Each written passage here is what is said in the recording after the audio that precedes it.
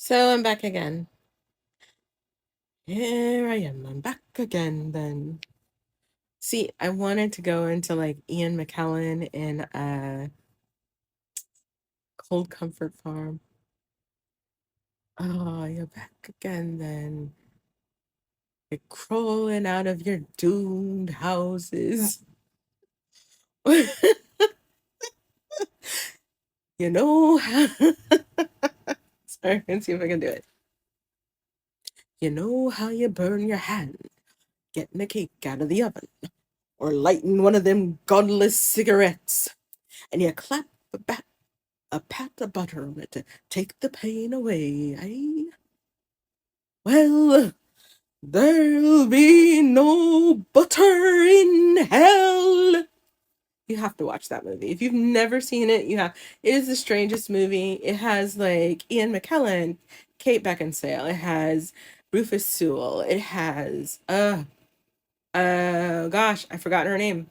It has Eileen Atkins, um, Miriam Margolyes, um, ooh, the words, they're coming through me. I'm missing a couple. Rupert Penry Jones. I never remember his name because frankly, he is not super impressive to me. I'll be honest. I mean, he's blonde and I think he does it well. Who else? And the lady from Absolutely Fabulous, whose name I cannot remember, which is a crime, or would be if I'd had more sleep, but I haven't had any sleep really yet. I haven't gone to sleep. I haven't been able to like settle. And there was a time when I would lay down and let myself just stress instead of just acknowledging that, like, right now, my body isn't ready to let go and go to sleep. I'm buzzing for, I don't know 100% why. I mean, the interactions I had on the internet, I was going to say, because of this whole ridiculous Tracy Chapman article fallout on Twitter. I would like to say that's why, but it's not true. I was cooking way before that happened.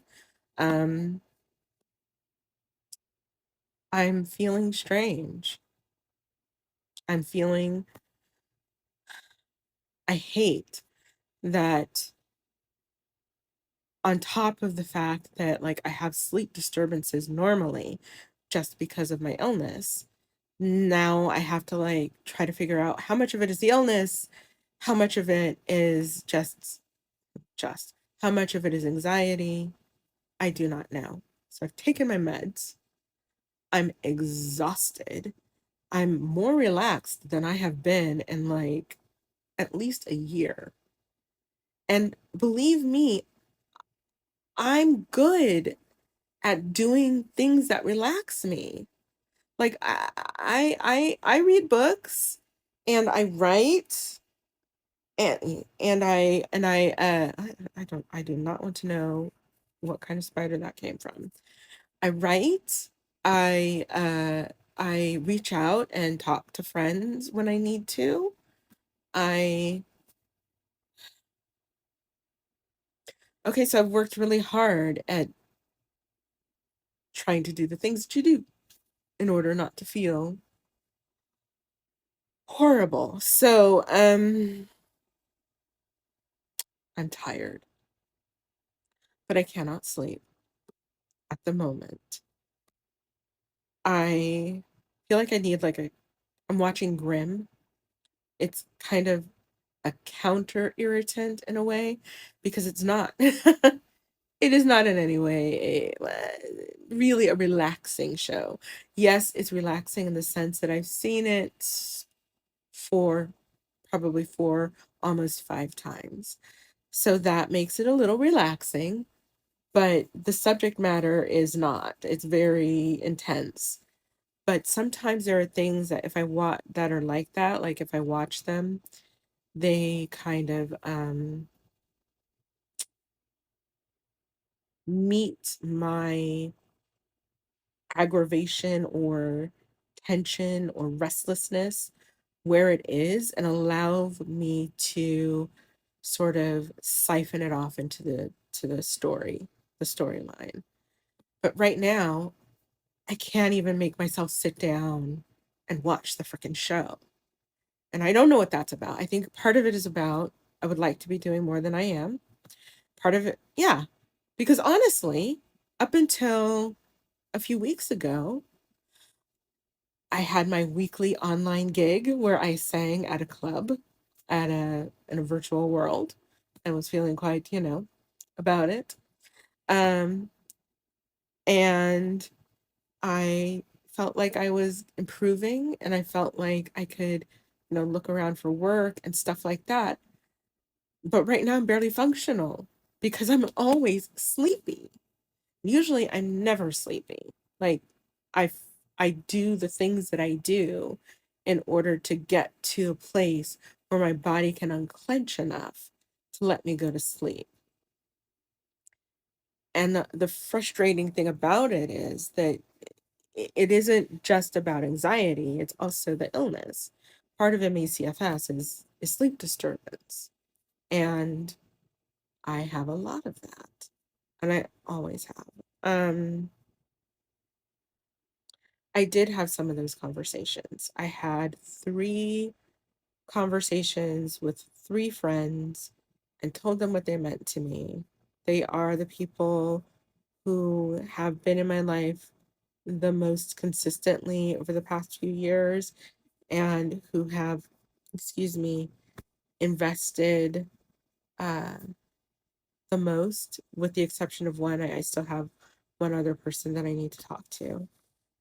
Is that number right? One, two, three.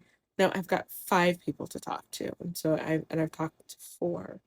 One of them was my ex, and that was tricky because we're not speaking right now. But I sent it to him anyway because what I realized was that I told this man that I was in love with him, and he was able to believe that I had received a compliment from a much older, much more irritating gentleman, and that would be enough for me to leave him. And at the time, I put that off on his insecurity. And yeah, he does have some insecurities. But it's also true that when as I sat down and I wrote the letter to him, basically telling him, what he meant to me, I realized I'd never said any of it to him before.